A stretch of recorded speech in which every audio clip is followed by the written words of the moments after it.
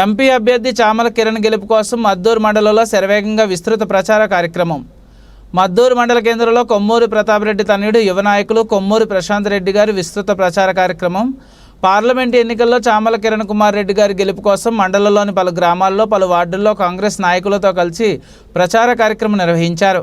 ఈ కార్యక్రమంలో ప్రజాప్రతినిధులు, పట్టణ ప్రముఖులు, జిల్లా కాంగ్రెస్ నాయకులు, యూత్ కాంగ్రెస్ నాయకులు, మాజీ కౌన్సిలర్లు, మైనార్టీ నాయకులు తదితరులు పాల్గొన్నారు.